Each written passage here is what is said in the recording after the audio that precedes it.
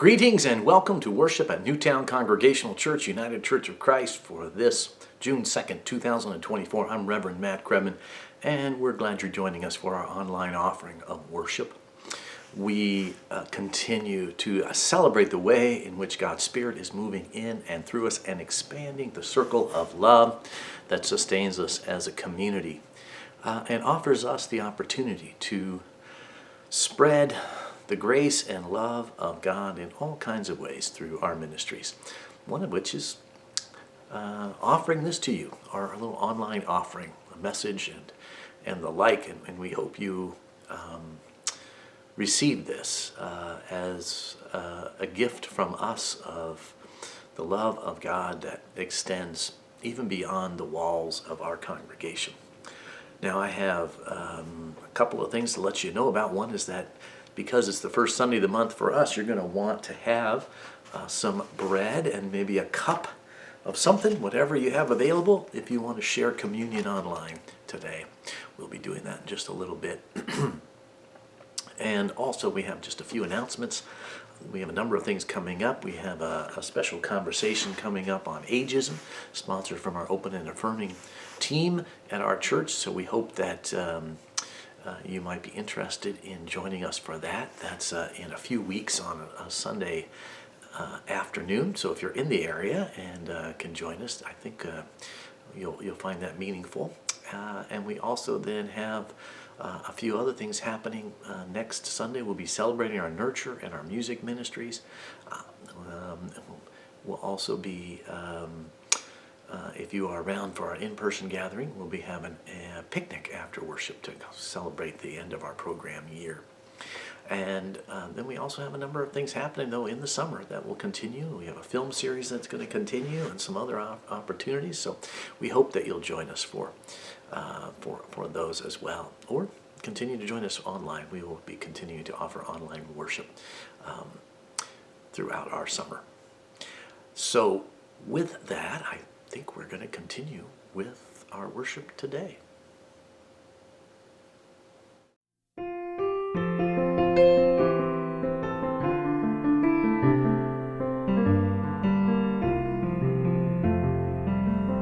Will you come and follow me if I but call your name? Will you go where you don't know and never be the same? Will you let my love be shown? Will you let my name be known? Will you let my life be grown in you and you in me?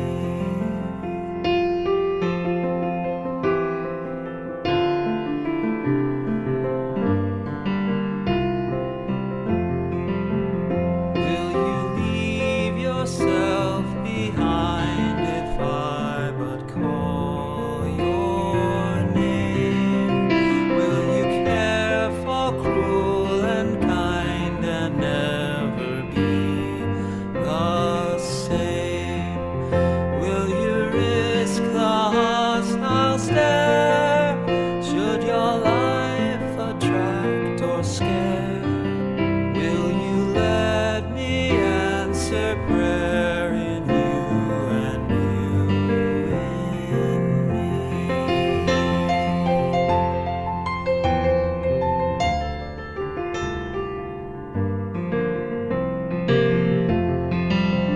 Will you let the blinded see if I but call your name? Will you set the prisoners free and never be the same? Will you kiss the lepers clean and do such as this unseen and admit to what I mean in you and you in me?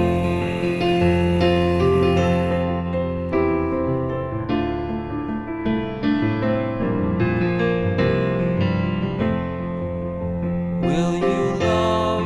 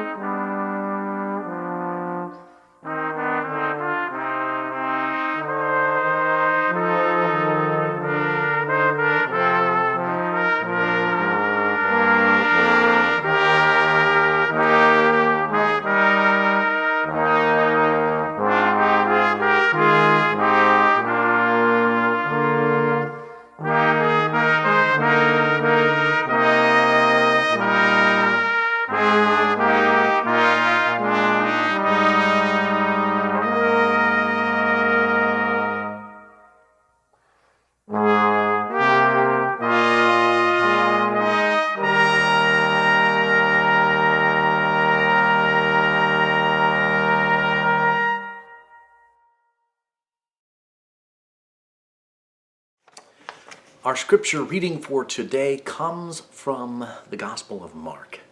It is found towards the end of the second chapter of Mark and into the third chapter of Mark. And it is really two stories, both of which take place on the Sabbath. A day where Torah law in Jewish tradition means that you rest on that day. And it would appear that Jesus' disciples, as well as Jesus himself, are breaking Sabbath laws in a variety of ways. And there is dispute that goes along between Jesus and some of the other religious leaders of his day about this. And so we're going to talk a little bit more about that.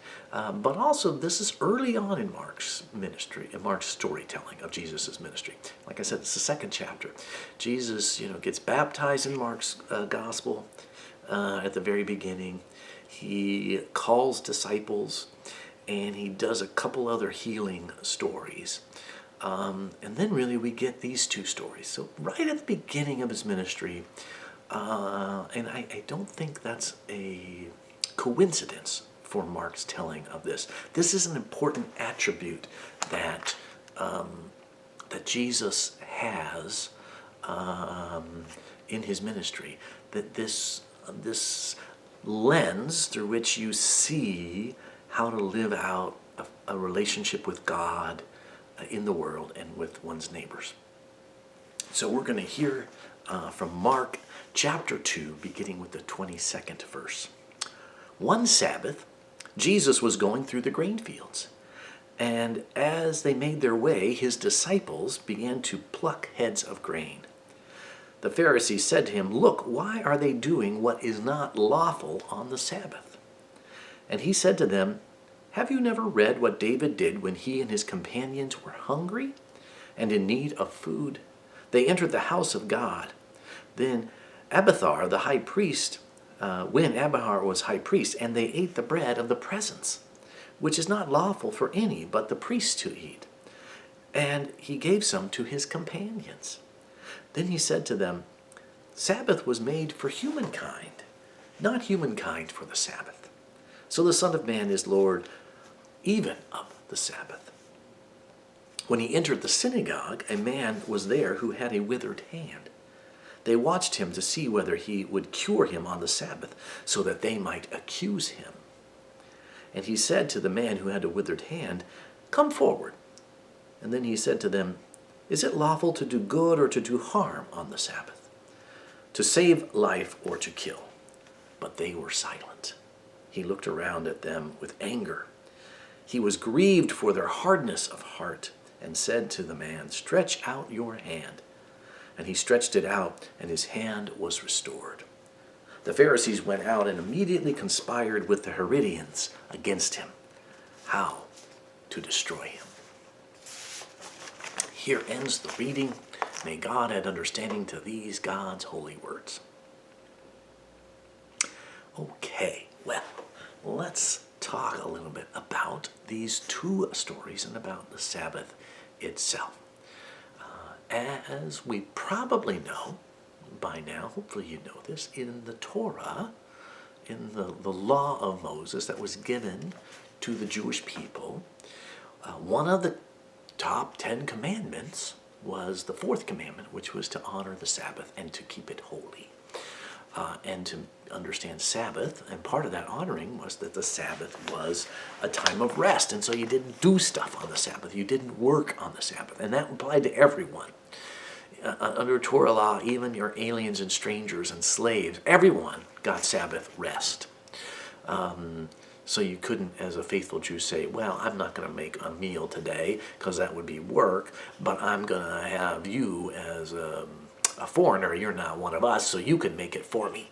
Nope, that's a workaround that's not acceptable, according to other commentary by the Sabbath. And so you don't do any kind of work. And so here we have these two stories. The first of the disciples walking on the Sabbath through a grain field, and they're hungry. And they're plucking grain and they're eating it. And some of the Pharisees, and we should note, sometimes we think all Pharisees against Jesus. And, Jesus is here and all Pharisees are, well, there are some Pharisees. Pharisees are teachers of the law. And there's a group of them that are against, that have arguments with Jesus, and that are in tension with them. And in fact, as we hear at the end of this, the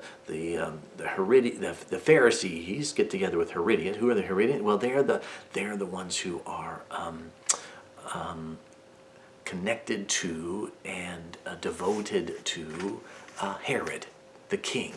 They're part of the system of rule of the day, and associated with the former rule. Herod, who's the appointed one by the Roman Empire, who has some Jewish connections and Jewish roots on some level, but it also has Roman roots, and is really seen by many Jews as a figurehead. But a number of folks say, hey, this is the person who has power, so we're going to hitch our wagon to him. And so some of these Pharisees and some of the Herodians, at the end, they start plotting already. Second chapter, as I said, this is very early on in the storytelling of Mark that we have this Sabbath tension, and I don't think that's a coincidence. I think Mark wants us to understand this is one of the key lenses by which to see who Jesus is and what Jesus is about, and how the community that will be in relationship with Jesus will also look at things going forward. This is this lens of love. Now, so we have the disciples doing this, and Jesus then telling a story of, don't you remember King David? His guys were hungry, and they actually went in and ate the bread of the presence. This is in the temple, the temple of Jerusalem. They were hungry. They went in. There's a bread of the presence, which is really in the most, the second most holy space within the temple, which is the bread of the presence is there, and then you kind of go into the inner sanctum, which would be where God is. But nobody gets in there except the priests, and nobody eats that bread except the priests. But David and his men are hungry. And they have been serving Israel, if you will, too, and they are children of Israel. And they're hungry, and they feed the bread, and so Jesus uses that and says, was David wrong? Because everybody loved David, so did David do something wrong there? And of course he's starting to ask this question: what is the Sabbath for, right? And then we have the second story of this man with a withered hand who's in the synagogue, and we should note, of course, a withered hand. We don't know why. Was that a birth issue where he came out and had something that took place? Did he have some form of injury that he managed to survive and not get a secondary infection and just has the withered hand? We don't know the way why his hand is withered, what happened to make his hand wither. We just know it's withered. And what we know about that too is that would be traumatic for him. That would also make it'd be probably a source of both physical and emotional pain for him.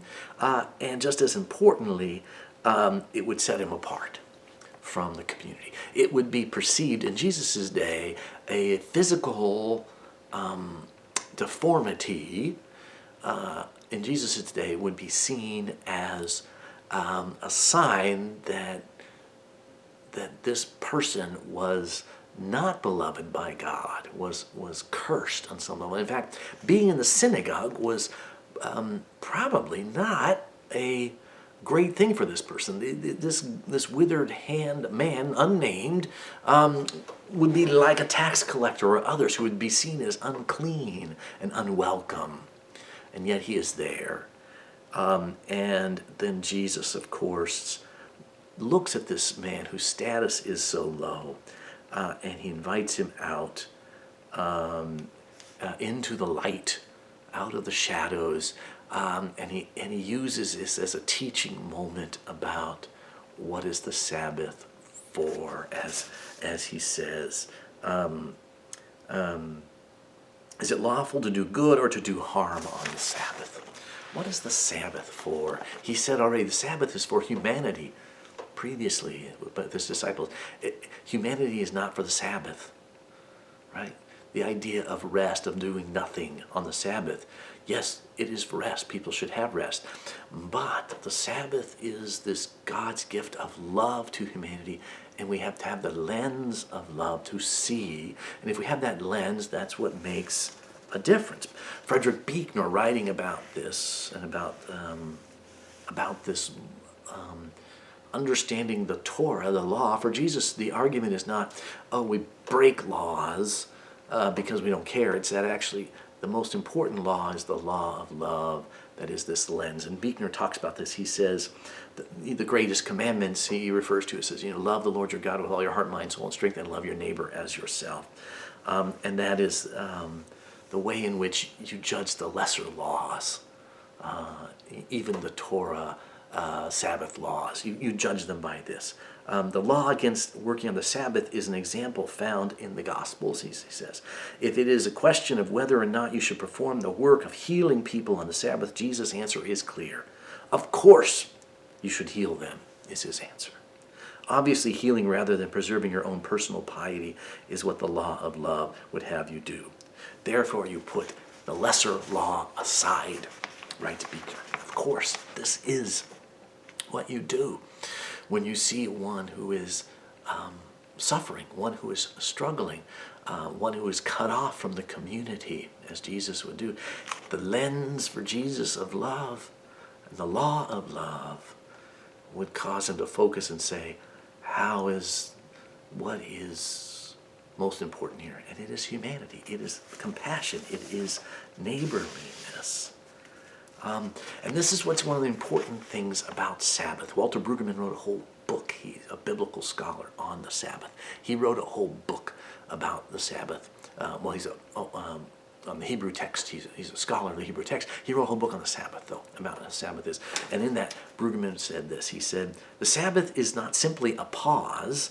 It is an occasion for reimagining all social life away from coercion and competition to compassionate solidarity. Such solidarity is imaginable and capable of performance only when the drivenness of acquisitiveness is broken.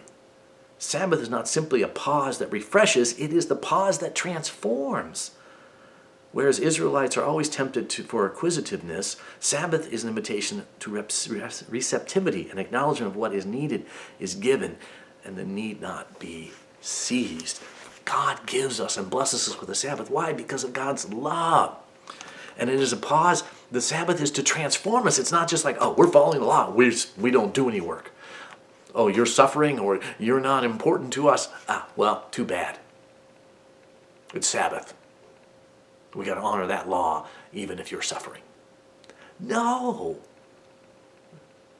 The whole point of the Sabbath is to transform us, to see the world in a new way.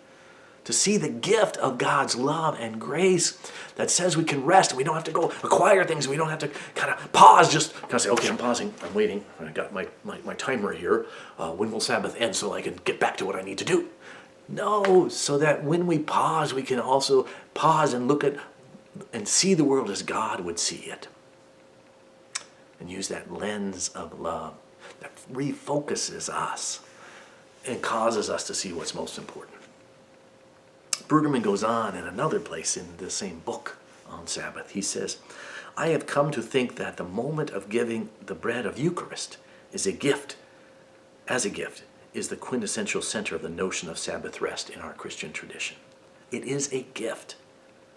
We receive in gratitude. Imagine having a sacrament that is named thanks. We are on the receiving end without accomplishment, without achievement, without qualification. It is the gift. And we are grateful. That moment of gift is a peaceable alternative to many who are weary and have laden, encumbered with a load of care, who can receive it gladly. The offer of the free gift, faithful to Judaism, might let us learn enough to halt the dramatic anti-neighborliness to which our society is madly and uncritically committed. And this, I think, is the core here.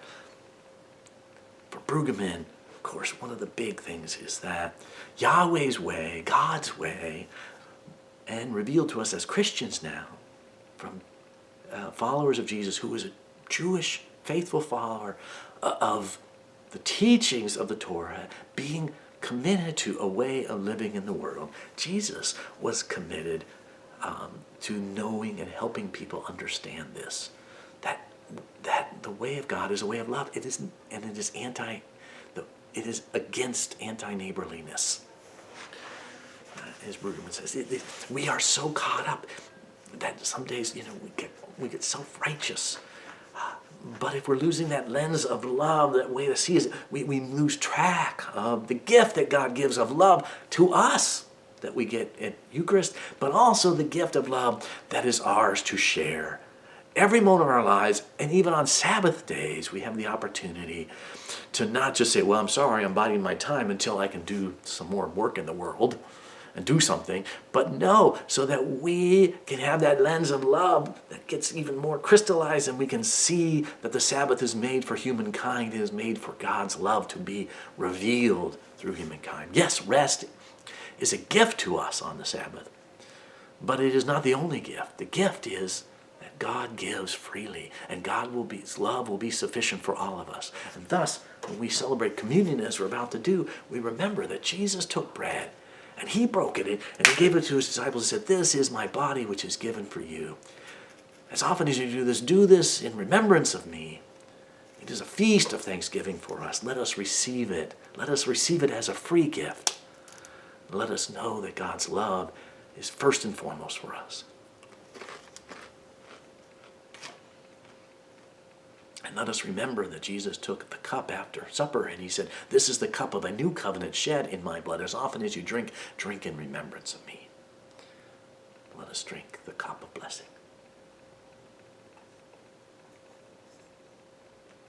And so, my friends, let us go forth. Let us have this lens of love that focuses us, reminds us of what is most important, that we do not lose track, that we are always conscious of how to be a neighbor in this world, a loving neighbor in this world. Let us judge others, and let us judge the world through that lens.